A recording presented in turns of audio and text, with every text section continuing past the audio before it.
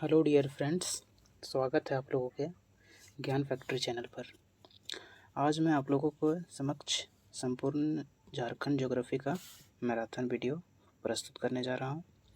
यह वीडियो झारखंड में होने वाले आगामी सभी एग्ज़ाम के लिए रामबाण साबित होगा। अगर आपको यह मेरा वीडियो पसंद आए तो इस वीडियो को ज़्यादा से ज़्यादा लाइक और शेयर कर दीजिएगा और चैनल को सब्सक्राइब कर दीजिएगा। तो चलिए आज शुरू करते हैं झारखंड के ज्योग्राफी के मैराथन क्लास। आज तो सबसे पहले हम झारखंड के भूगोल में क्या क्या पढ़ेंगे उसको देख लेते हैं। झारखंड के भूगोल में सबसे पहले हम झारखंड के पड़ोसी राज्य के बारे में पढ़ लेंगे। थोड़ा सा परिचय पहले पढ़ के उसके पड़ोसी राज्य पढ़ेंगे।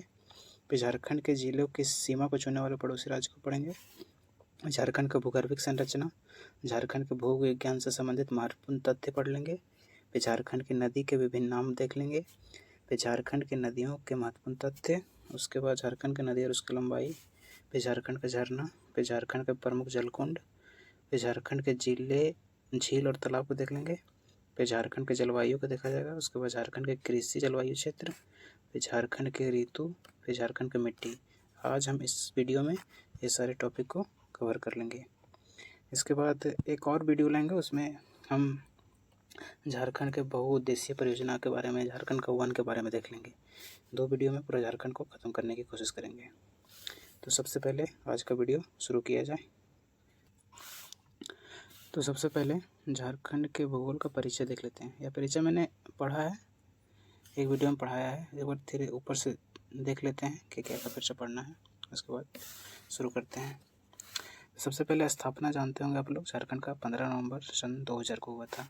भारत का 28वां राज्य बना था और बिहार से अलग हुआ था। वो 46% भूभाग से अलग हुआ था। और झारखंड के साथ ही उत्तराखंड और छत्तीसगढ़ भी बने थे। ठीक है, जब झारखंड अलग हुआ था बिहार से, उस समय 2 नया राज्य और बना था, छत्तीसगढ़ और उत्तराखंड। इसके बाद अपने झारखंड का राजधानी रांची, इसका पुराना नाम विल्किंसनगंज था। उप राजधानी झारखंड का क्या है? दुमका है। और 3 को प्रस्तावित उप राजधानी है, मेदिनीनगर, चाईबासा और गिरिडीह। झारखंड का आकार क्या है? चतुर्भुजा का आकार। अब विश्व मानचित्र पर स्थान कहाँ पे झारखंड का? उत्तरी गोलार्ध में है। और क्षेत्रफल की बात करें झारखंड का कितना है तो 79,714 वर्ग किलोमीटर है। अब जो नया डाटा आया है वन रिपोर्ट वाला, उसमें झारखंड का क्षेत्रफल को 79,716 वर्ग किलोमीटर बताया गया है। फिर ग्रामीण क्षेत्रफल यहाँ पे कितना? 77,922 वर्ग किलोमीटर। शहरी इलाका क्या है कितना? 1792 वर्ग किलोमीटर। क्षेत्रफल में सबसे बड़ा जिला कौन है झारखंड का? पश्चिमी सिंहभूम। और क्षेत्रफल में सबसे छोटा बोलेगा तो रामगढ़। छोटा नागपुर पठार का उच्चतम बिंदु क्या है तो पाट क्षेत्र है। और उच्चतम शिखर बोलेगा झारखंड में कौन है? पारसनाथ है, जिसकी ऊंचाई 1365 मीटर है। यहाँ का जलवायु कैसा है तो उष्णकटिबंधीय मानसून यहाँ पे जलवायु है। कुल वन बोलेगा झारखंड में कितना है तो 27,721.14 वर्ग किलोमीटर। परसेंटेज में बात करेगा तो 29.76%।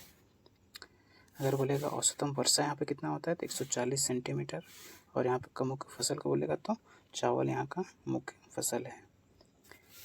उसके बाद यहाँ का राष्ट्रीय हाईवे बोलेगा कितना किलोमीटर है तो 3340 किलोमीटर टोटल यहाँ पे राष्ट्रीय हाईवे है झारखंड में। और यहाँ पे राज्य राजमार्ग बोलेगा तो 1232 किलोमीटर यहाँ पे राजकीय राजमार्ग है। फिर अगर नेक्स्ट बात करते हैं कि यहाँ पे कर्क रेखा किस जिले से होकर गुजरती है झारखंड में तो झारखंड के लातेहार के नेतरहाट और लोहरदगा के किस्को से, रांची को और मांझी से, और फिर रामगढ़ के गोला से और गुमला से जाके अपना ये झारखंड में कर्क रेखा गुजरती है। अब यहाँ पे आपका झारखंड का मैप है, जो कि मैंने आप लोगों को प्रीवियस वीडियो में इस मैप को बता दिया है। झारखंड में 24 जिले, कौन कौन सा राज्य किस दिशा में है झारखंड के।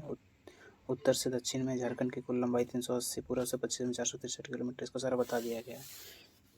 फिर यहाँ पे अक्षांशीय और देशांतरीय विस्तार भी बता दिया गया है, तो देख लीजिएगा ये सब। अब हम लोग शुरू करते हैं झारखंड के पड़ोसी राज्य को, कि झारखंड का कौन कौन सा राज्य पड़ोसी है। झारखंड का पड़ोसी राज्य जो है वो 5 अलग राज्यों के साथ अपना सीमा साझा करता है। तो सबसे पहले जो झारखंड कौन कौन से राज्य से सीमा साझा करता है उसको देख लेते हैं। पहले बिहार से सीमा साझा करता है, फिर उत्तर प्रदेश से सीमा साझा करता है, फिर छत्तीसगढ़ से, फिर उड़ीसा से, फिर पश्चिम बंगाल से। 5 राज्यों से अपना झारखंड अलग राज्यों से सीमा साझा करता है। अगर बोला जाएगा, जैसे क्वेश्चन पूछा जाएगा कि बिहार के कौन कौन 10 जिलों से झारखंड सीमा साझा करता है, तो बिहार मतलब झारखंड का 10 को जिला ऐसा है जो बिहार के साथ सीमा को साझा करता है। जैसे कौन कौन सा सारा जिला है उसको देख लेते हैं वो मैप में। सबसे पहले गढ़वा है, फिर पलामू है, फिर चतरा है, फिर आपका हजारीबाग है, फिर कोडरमा है, फिर गिरिडीह है, फिर देवघर है, फिर दुमका है, फिर गोड्डा है, फिर साहेबगंज है। टोटल 10 जिला है जो बिहार के साथ सीमा साझा करता है। अगर पूछा जाएगा कि बंगाल के साथ कितने सीमा जिले साझा करता है झारखंड का बाउंड्री, तो बंगाल के साथ भी 10 वो जिला साझा करता है झारखंड का। जैसे कि पहला है आपका पाकुड़, फिर दुमका है, फिर जामताड़ा है, फिर धनबाद, बोकारो, रामगढ़, रांची, सरायकेला खरसावां और पूर्वी सिंहभूम। ये टोटल जो है 10 जिला पश्चिम बंगाल से सीमा साझा करता है। अगर बोलेगा कि उड़ीसा से कौन कौन सा जिला है जो झारखंड का साझा करता है, तो झारखंड का 4 जिला है जो उड़ीसा से सीमा साझा करता है। सबसे पहले पूर्वी सिंहभूम है, फिर सरायकेला खरसावां, फिर पश्चिमी सिंहभूम और सिमडेगा। और छत्तीसगढ़ से सीमा साझा करने वाला भी 4 गो जिला झारखंड का। कौन कौन, तो आपका गढ़वा है, तो लातेहार है, फिर गुमला है और फिर सिमडेगा है। ये 4 को जो है जिला वो छत्तीसगढ़ के साथ सीमा साझा करता है। तो कौन कौन राज्य से सीमा साझा करता है तो हम देख चुके हैं।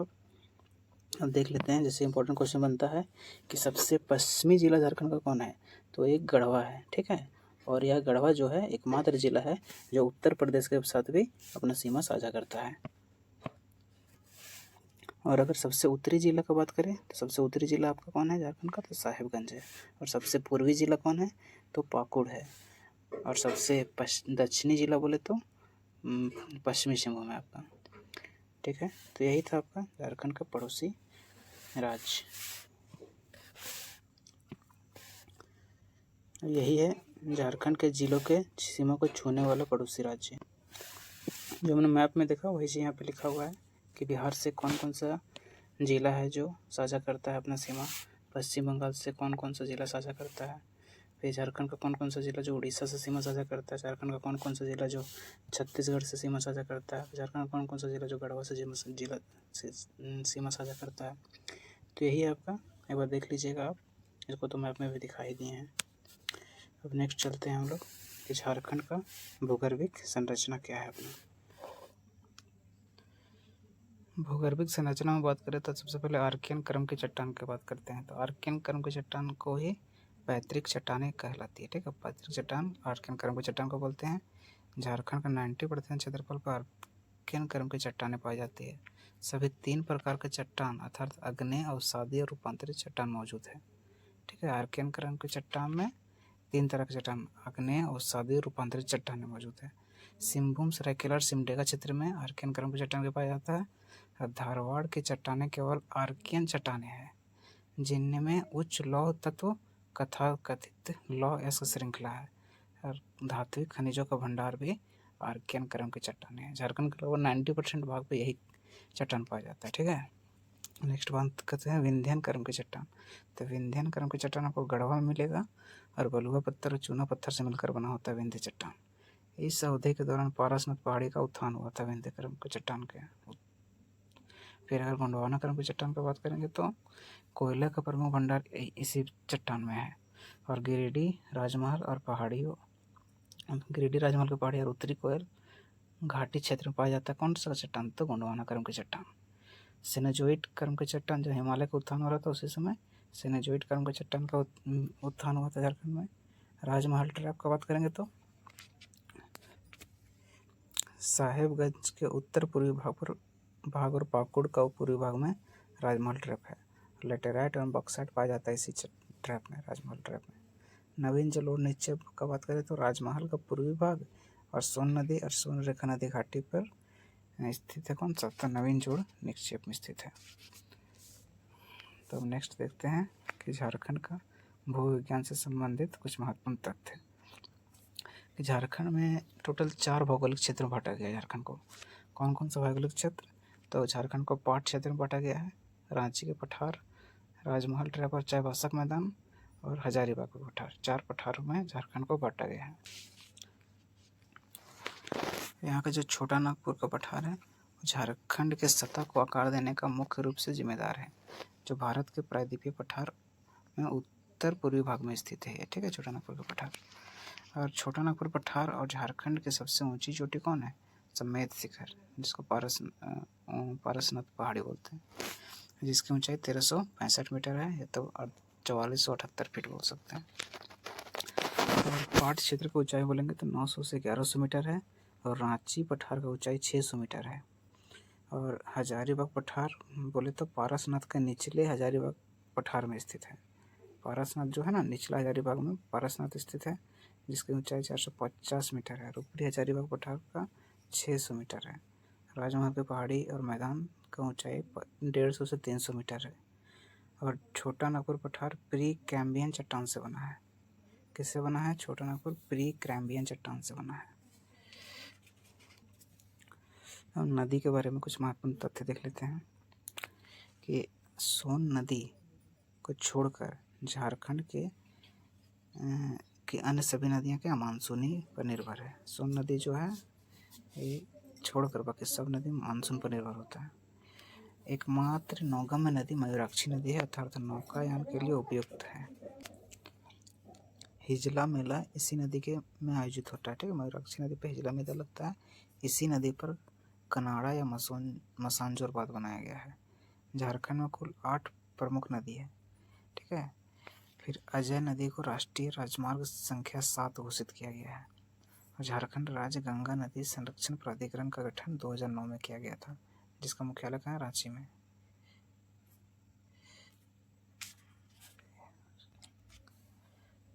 फल्गु नदी पिंडदान के लिए प्रसिद्ध है, और गौतम बुद्ध को इसी नदी के तट पर बोध गया में पीपल के पेड़ के नीचे ज्ञान की प्राप्ति हुई थी। सकरी नदी अपना मार्ग बदलने के लिए प्रसिद्ध है। ठीक है, अब बूढ़ा नदी झारखंड की सबसे ऊंची जलप्रपात यानी बूढ़ा घाघ जलप्रपात का निर्माण करती है। दामोदर नदी सबसे लंबी और सबसे बड़ी नदी है। नेक्स्ट है सोने के कण स्वर्ण रेखा नदी में पाए जाते हैं। यह बंगाल की खाड़ी में स्वतंत्र रूप से गिरने वाली एकमात्र नदी है।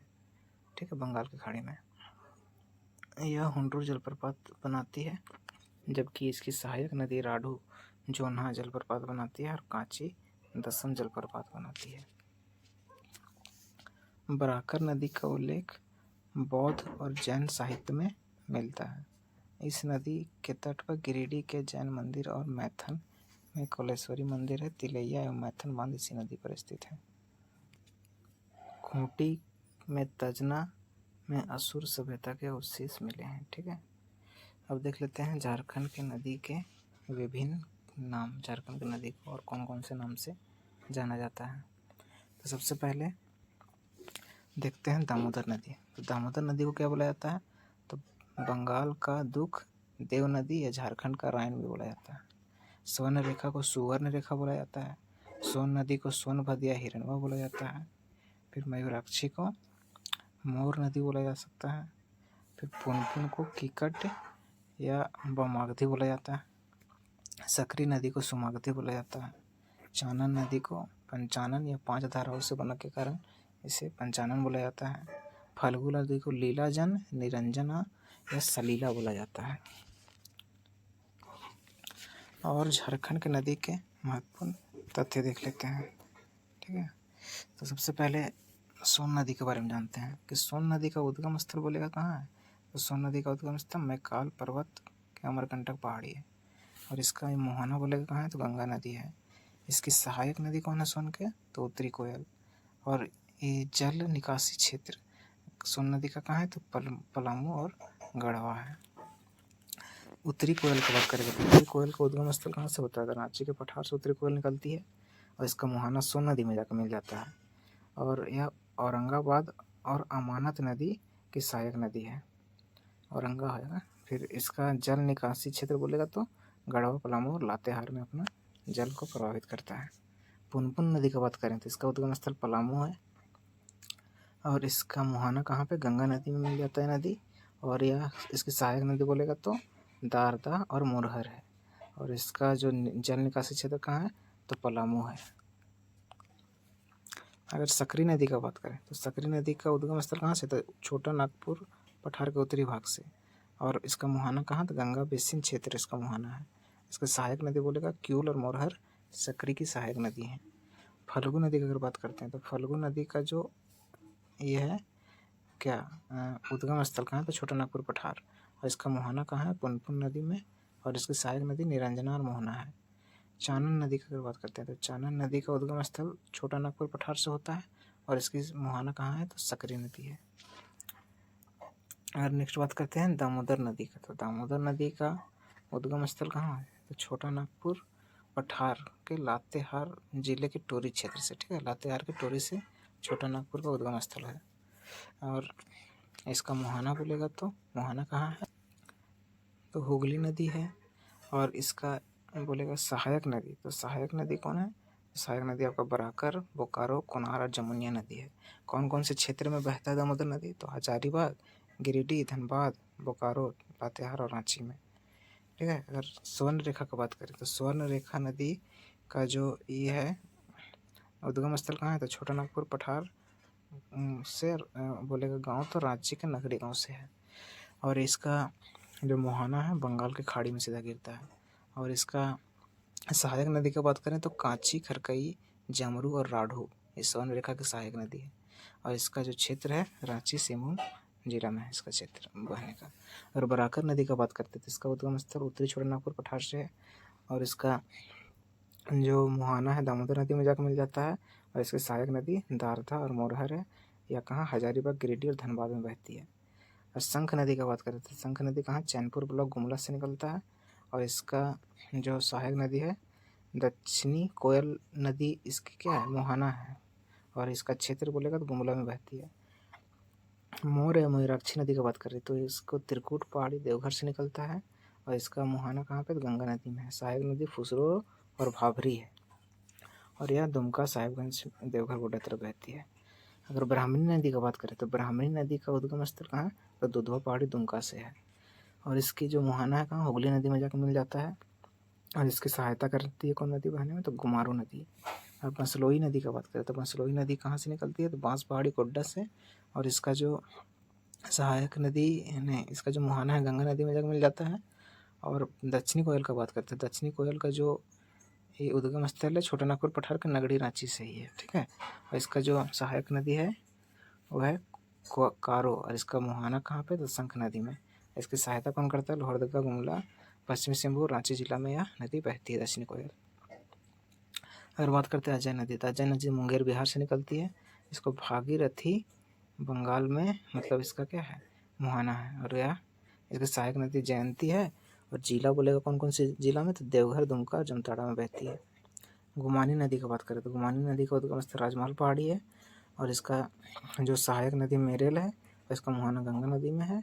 और यह साहिबगंज और गोड्डा में बहती है गुमानी नदी। अब बात करेंगे कि झारखंड की नदी और उसकी लंबाई। ठीक है, झारखंड की नदी की लंबाई कितनी है उसका बात कर लेते हैं। अगर दामोदर नदी की बात करेगा तो दामोदर नदी की लंबाई कितना है, तो 592 किलोमीटर या तो 368 मील बोल सकते हैं। ठीक है, और झारखंड में दामोदर नदी की लंबाई कितना है, 290 किलोमीटर। और टोटल कितना लंबाई, 592, जैसे झारखंड और बंगाल में बहती है। और बराकर नदी का अगर बोलेंगे कि कितना है लंबाई, तो 225 किलोमीटर बराकर नदी की लंबाई है। स्वर्ण रेखा नदी की लंबाई 470 किलोमीटर है। और दक्षिणी कोयल की लंबाई कितना है, 285 किलोमीटर। अजय नदी की लंबाई 288 किलोमीटर। शंख नदी का 240 किलोमीटर। ब्राह्मणी का 480 किलोमीटर। सोन नदी कितना है, तो 484 किलोमीटर है। झारखंड में केवल 45 किलोमीटर बहती है। मयूराक्षी नदी की अगर लंबाई बात करें तो 250 किलोमीटर है। उत्तरी कोयल का 360 किलोमीटर। पुनपुन नदी कितना किलोमीटर, 200 किलोमीटर। फल्गु नदी 27 किलोमीटर बहती है। रोरू नदी 58 किलोमीटर। और गुमानी नदी 39 किलोमीटर तक झारखंड में बहती है।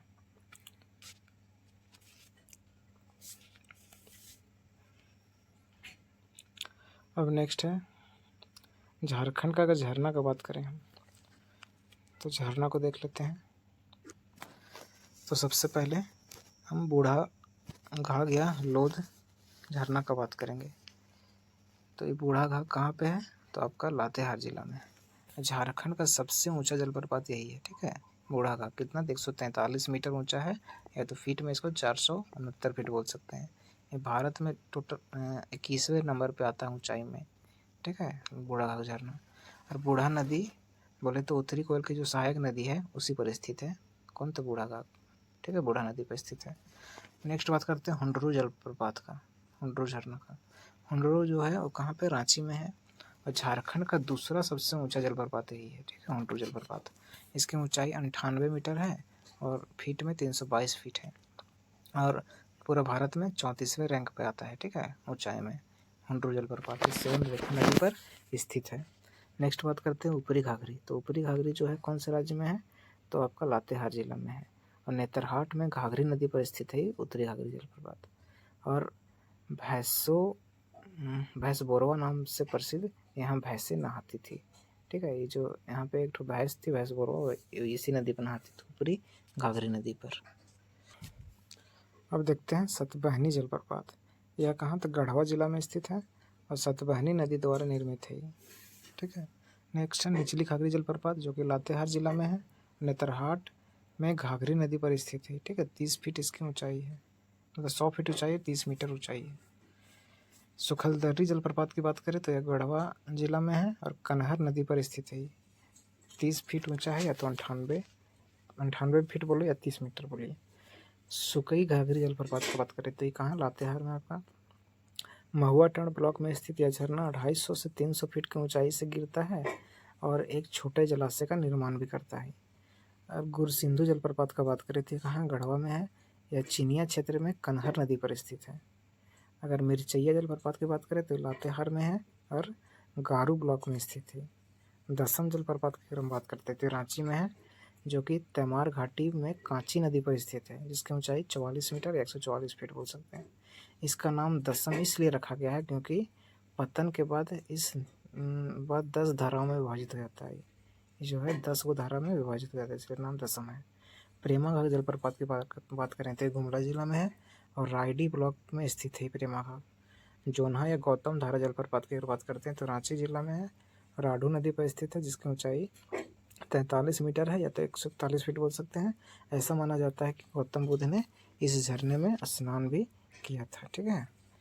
और नेक्स्ट देख लेते हैं सदनी घाघ जलप्रपात जो कि गुमला जिले में स्थित है और यह शंख नदी पर स्थित है, जिसकी ऊंचाई 60 मीटर या 200 फीट है। इसका आकार सर्पाकार है। नेक्स्ट है सीता जलप्रपात जो कि रांची में है, राढ़ू नदी पर स्थित है, जो कि 44 मीटर जिसकी ऊंचाई है। इसे जोन्हा फॉल्स की बहन कहा जाता है सीता को, ठीक है। नागफेनी जलप्रपात की अगर बात करें तो यह गुमला जिला में है, शंख नदी पर स्थित है नागफेनी जलप्रपात। पंचघाघ जलप्रपात की बात करें तो यह खूंटी जिला में है, बनई नदी पर स्थित है पंचघाघ। हेपाद जलप्रपात की बात करें तो यह गुमला जिला में है और घाघरी नदी के उद्गम पर स्थित होता है। लावा पानी, तो लावा पानी कहाँ आपका? लोहरदगा में है। यह झरना पूर्व से पश्चिम तक 12 सीढ़ियों से गिरता है, जिसमें से प्रत्येक सीढ़ी की ऊंचाई 30 फीट है, ठीक है। 12 सीढ़ी से गिरता है, 30-30 फीट की ऊंचाई हर सीढ़ी का। रानी जलप्रपात की अगर बात करें तो यह खूंटी जिला में है, तजना नदी पर स्थित है रानी जलप्रपात। अगर पंगुरा जलप्रपात की बात करें तो यह खूंटी में है, ITI नदी पर स्थित है। अगर रप्पा जलप्रपात की बात करें तो रामगढ़ में है, जो कि दामोदर और भैरवी नदी के संगम पर स्थित है, जिसकी ऊंचाई 13 फीट है। अगर हिरनी जलप्रपात की बात करें तो यह सिंभू में है और यह रांची चाईबासा रोड बोले तो 37 मीटर या 121 फीट पर स्थित है, ठीक है। और सतवागन जलप्रपात की बात करें तो कहाँ? कोडरमा में है आपका। और उसरी जलप्रपात कहाँ पे? गिरिडीह में है, जो कि उसरी नदी बराकर नदी की सहायक नदी है और खंडोली पर्वत पर स्थित है, ठीक है। खंडोली पर्वत पर उसरी जलप्रपात है। मोतीझरा जलप्रपात की बात करें तो साहिबगंज में है, जो कि राजमहल पहाड़ी अजय नदी पर 46 मीटर फीट की ऊंचाई पर स्थित है, ठीक है। 46 मीटर मोतीझरा का हाइट है। तो चलिए अब देख लेते हैं हम लोग मैप में कि मैप में कौन कौन सा जलप्रपात किस ज़िला में है। तो सबसे पहले हम गढ़वा ज़िला की बात कर लेते हैं। ठीक है, गढ़वा ज़िला में कौन कौन सा जलप्रपात है। तो सबसे पहले गुरसिंधु जलप्रपात बोलेगा तो गढ़वा में है, बलधौरा जलप्रपात गढ़वा में है, सुखलदरी गढ़वा में है, गूंगा झांझ गढ़वा में है, हेसातु गढ़वा में है, सतबहनी भी गढ़वा में। ये सब सारा जो जलप्रपात है कहाँ, गढ़वा जिला में स्थित है। और लातेहार जिला में बात करें कौन कौन सा जलप्रपात है, तो बूढ़ा घाघ, घाघरी, लोध, गौतम घाघ जलप्रपात, मिर्चैया और कांती, ये सब सारा आपका लातेहार में है। चतरा में अगर बात करेगा कौन कौन सा जलप्रपात है, तो गोवा जलप्रपात, फिर तमासिन जलप्रपात, मालूदा जलप्रपात, डुमेर सुमेर जलप्रपात और केरीदा जलप्रपात कहाँ है आपका, चतरा में। हजारीबाग में 2 जलप्रपात है, कौन कौन, तो सूरजकुंड जलप्रपात और बोकारो जलप्रपात। ठीक है, बोकारो जलप्रपात, बोकारो नहीं मारिएगा, कहाँ है, तो आपका हजारीबाग में है। अगर कोडरमा में बात करें कौन सा जलप्रपात है, तो सतवागन जलप्रपात है। और गिरिडीह में उसरी जलप्रपात है आपका। ठीक है, फिर नेक्स्ट देख लेते हैं कि साहिबगंज में कौन सा जलप्रपात है, तो साहिबगंज में आपका मोतीझरा जलप्रपात है। और धनबाद में कौन सा है, तो भटिंडा जलप्रपात। रामगढ़ में आपका रजरप्पा जलप्रपात। और रांची में बात करेंगे तो रांची में हुंडरू जलप्रपात है, दसम जलप्रपात है, जून्हा जलप्रपात है, सोनुआ जलप्रपात है, सीता जलप्रपात है, तीरू जलप्रपात और पंगुरा जलप्रपात है आपका रांची में है सब। अगर पूर्वी सिंहभूम की बात करें तो पूर्वी सिंहभूम में धारागिरी जलप्रपात है। पश्चिमी सिंहभूम में कौन कौन है, तो पश्चिमी सिंहभूम में आपका देख लीजिए हिरनी जलप्रपात है। ठीक है, पश्चिमी सिंहभूम में हिरनी जलप्रपात, ठकोरा जलप्रपात और लुपुंगड़ जलप्रपात। अगर बात करें खूंटी में तो खूंटी में पंचघाघ जलप्रपात है। सिमडेगा में कौन कौन सा है, तो केला घाघ जलप्रपात और सुगा काटा जलप्रपात। अगर गुमला का बात करें तो गुमला में हेपात जलप्रपात, नागफनी जलप्रपात, सदनी जलप्रपात, प्रेमा घाघ जलप्रपात और शेरका जलप्रपात कहाँ है आपका, तो है आपका गुमला जिला में। अगर लोहरदगा में बात करें तो लोहरदगा में कौन कौन सा जलप्रपात है, तो लावा पानी जलप्रपात है, निंदी जलप्रपात है और घरघरिया जलप्रपात कहाँ पे, तो लोहरदगा जिला में स्थित है। तो यही था आपका जलप्रपात कि कौन कौन से जिला में कौन कौन सा जलप्रपात है। अब हम लोग देख लेते हैं झारखंड के प्रमुख जलकुंड। ठीक है, तो झारखंड में कौन कौन सा जलकुंड प्रमुख है। तो सबसे पहले देखते हैं कि हजारीबाग में कौन कौन सा जलकुंड स्थित है। तो सूर्यकुंड बोलेगा तो कहाँ पे आपका, हजारीबाग जिला में स्थित है। ठीक है, सूर्यकुंड हजारीबाग में है। यहाँ पानी का सामान्य तापमान कितना होता है, 88 डिग्री सेल्सियस। ठीक है, और यह भारत के सबसे गर्म पानी का जलकुंड है। ठीक है, इसको ध्यान में रखिएगा। नेक्स्ट देख लेते हैं हजारीबाग में कौन सा और गर्म जलकुंड है, तो हरहद गर्म जलकुंड हजारीबाग में है। फिर आपका कावा जलकुंड हजारीबाग में है और टाइगर फॉल्स जो कि बराकर नदी पर स्थित है, ये सब कहाँ है, ये सब सारा आपका हजारीबाग जिला में स्थित है। फिर नेक्स्ट बात करते हैं लातेहार में कौन कौन सा जलकुंड है। तो लातेहार में भी अपना एक जलकुंड है, उसका नाम क्या है, तो ताता पानी जलकुंड, जो कि इसका विशेषता क्या है, यह गर्म पानी का झरना लातेहार जिला में स्थित है। अगर दुमका जिला में बोलेंगे, दुमका जिला में कौन कौन सा जलकुंड है, तो दुमका जिला में ज़्यादा है, तो देख लीजिए दुमका जिला में पहले कौन कौन है, तो तातलोई जलकुंड है, फिर तपात पानी है, फिर रानी बहाल है और नुनबील जलकुंड है। ठीक है, तो ततलोई की विशेषता देख लेते हैं कि यह भुरभुरी तपात पानी नदी के तट पर स्थित है। और तपात पानी की बात करें तो कुमारबाट दुमका के पास मोर नदी के किनारे स्थित है। और रानी बहाल की अगर बात करते हैं तो दुमका के रानी बहाल पास मोर नदी के तट पर स्थित है। और नुनबील जलकुंड की बात करें तो दुमका में ही है। और नेक्स्ट बात करते हैं पाकुड़ में कौन कौन सा जलकुंड स्थित है। पाकुड़ में भी 2 जलकुंड स्थित है, जैसे कि पहला है आपका सीपुर सोता जो कि इसकी विशेषता क्या है, तो यह गर्म पानी का झरना पाकुड़ जिले में महेशपुर ब्लॉक के अंतर्गत सीपुर गांव में स्थित है, इसलिए इसका नाम भी क्या, सीपुर सोता जलकुंड है। और लाडला उर्दा जलप्रपात के जलकुंड का बात करें तो यह पाकुड़ जिले के बोरू नदी के तट पर स्थित है। अगर धनबाद में बात करें तो कौन सा जलकुंड स्थित है, तो धनबाद में आपका तेतुलुई जलकुंड और सुसुम पानी जलकुंड कहाँ पर, तो धनबाद में स्थित है। तो ये सब जलकुंड को एक बार मैप पे देख लेते हैं कि हजारीबाग में जो सूरजकुंड जो गर्म जलकुंड है कहाँ, हजारीबाग में है, जिसकी तापमान कितना है, तो 88 डिग्री सेल्सियस है, या तो 190 डिग्री फ़ारेनहाइट बोल सकते हैं। तो हजारीबाग आपका यहाँ पे है।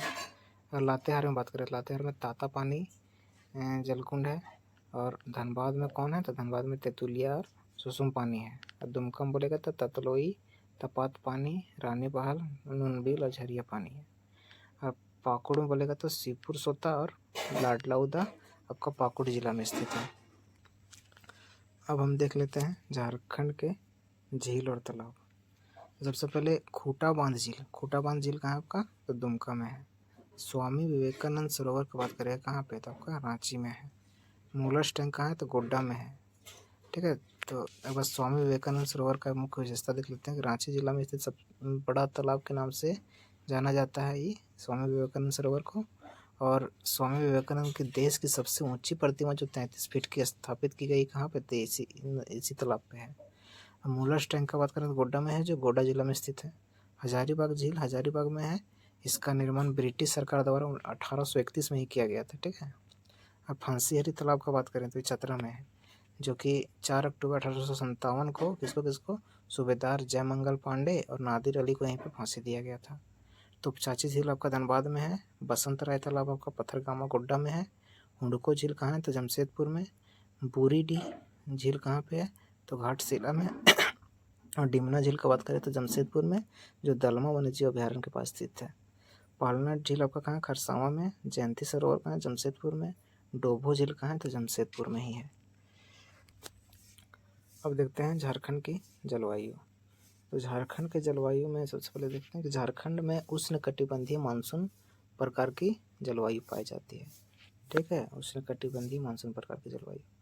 और कोपियन के अनुसार झारखंड की जलवायु 2 भागों में वर्गीकृत किया गया। ठीक है, कौन कौन, तो उत्तरी भाग और दक्षिणी भाग में। ये देखते हैं कि अयोध्या प्रसाद ने झारखंड की जलवायु को 7 जोनों में वर्गीकृत किया था। कितना, तो 7 जोनों में वर्गीकृत किया था।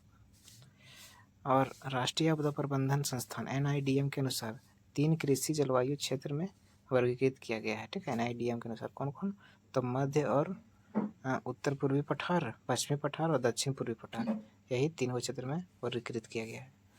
अब देखते हैं हम लोग झारखंड के कृषि जलवायु क्षेत्र। तो कृषि जलवायु क्षेत्र वही जो NIDM के अनुसार वर्गीकृत किया गया है। इसको मैप में देख लीजिए, ये जो पिंक कलर का दिख रहा है आपको, सब क्या है, मध्य और उत्तर पूर्वी पठार वाला क्षेत्र है। और यह जो पर्पल कलर में दिख रहा है वो पश्चिमी पठार है। और येलो कलर वाला दक्षिण पूर्वी पठार वाला जलवायु क्षेत्र है। ठीक है, अब देखेंगे हम लोग झारखंड की ऋतुएं। झारखंड में कितने प्रकार का ऋतु है। तो सबसे पहले देखते हैं कि गर्मी ऋतु, जो कि मई से मतलब मार्च से मध्य जून तक रहता है गर्मी ऋतु। और उस समय यहाँ का टेम्परेचर कितना रहता है, 29 डिग्री सेल्सियस से 45 डिग्री सेल्सियस तक रहता है। सबसे गर्म महीना की बात करेगा कौन है झारखंड का, तो मई। और सबसे गर्म स्थान कौन है झारखंड में, तो जमशेदपुर। यहाँ पर 45 डिग्री सेल्सियस गर्मी हो जाता है। फिर नॉर्वेस्टर हवाओं के कारण इस महीने में हुई वर्षा को आम्र वर्षा भी कहा जाता है। ठीक है, अब नेक्स्ट ऋतु की बात करते हैं वर्षा ऋतु, जो कि जून से सितंबर तक रहता है। दक्षिण पश्चिम मानसून के कारण झारखंड में वर्षा होती है। ठीक है, कौन मानसून, तो दक्षिण पश्चिम मानसून के कारण। बंगाल की खाड़ी शाखा और अरब सागर की शाखा दोनों मानसून के लिए उत्तरदायी है, लेकिन बंगाल की खाड़ी अधिक वर्षा कराती है। यहाँ का औसत वर्षा बात करेंगे तो 140 सेंटीमीटर है। अधिकतम वर्षा कहाँ होता है, यहाँ पर झारखंड नेतरहाट में 180 सेंटीमीटर। न्यूनतम वर्षा कहाँ होता है, चाईबासा के मैदान में। सर्वाधिक वर्षा वाला अगर जिला की बात करेगा तो हजारीबाग आपका। सर्वाधिक वर्षा अंतराल 100 से 200 सेंटीमीटर का होता है। तीसरा ऋतु है आपका सर्दी ऋतु, जो नवंबर से फरवरी के बीच में रहता है। उस समय यहाँ का टेम्परेचर 15 डिग्री सेल्सियस से 21 डिग्री सेल्सियस तक हो जाता है। कभी तो ऋतु में तो 15 से भी कम हो जाता है यहाँ पर झारखंड में। सबसे ठंडा महीना बात करेगा तो जनवरी है आपका। सबसे ठंडा स्थान बोले तो नेतरहाट का मंगोलियन पॉइंट, यहाँ पे 60 डिग्री सेल्सियस तक ठंडा हो जाता है। शीतकाल में वर्षा उत्तर पश्चिम विक्षोभ के कारण होता है। ठीक है, ठंडा में भी वर्षा होता है किसके कारण, तो उत्तर पश्चिम विक्षोभ के कारण।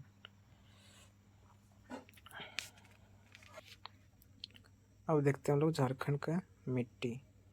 ठीक है, तो झारखंड की मिट्टी आज यहीं तक रहेगा। झारखंड की मिट्टी तक एक वीडियो और रहेगा, उसमें पूरा झारखंड का ज्योग्राफी कंप्लीट हो जाएगा उसमें। ठीक है, उसमें मतलब ज्योग्राफी इसमें तो हो ही चुका कंप्लीट, लेकिन उसमें तो बहुउद्देशीय नदी परियोजना, फिर एक ठो वन क्षेत्र वगैरह बच जाएगा, उसको नेक्स्ट वीडियो में कंप्लीट करवा देंगे।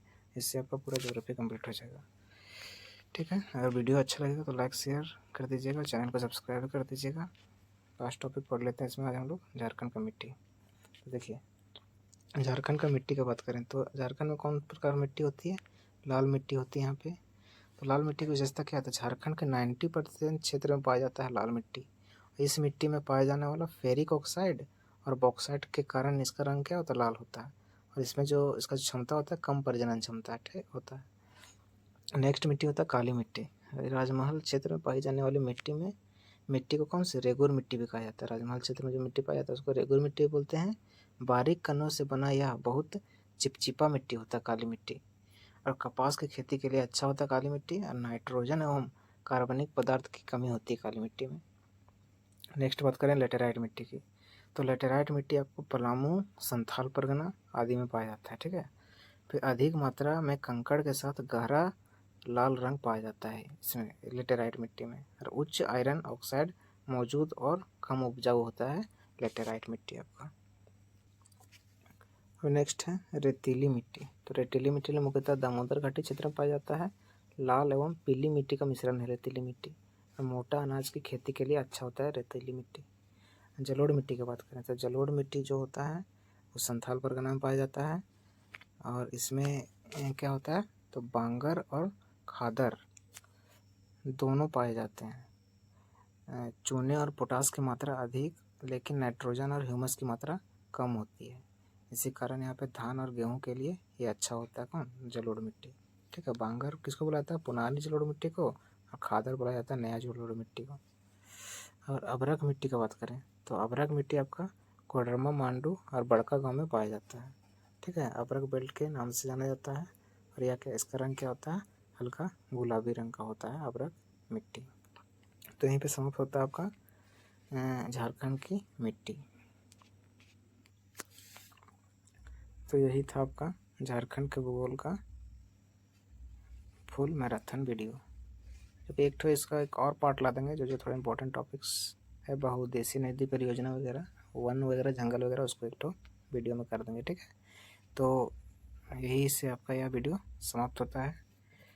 वीडियो अच्छा लगेगा तो लाइक शेयर कर दीजिएगा, चैनल को सब्सक्राइब कर दीजिएगा।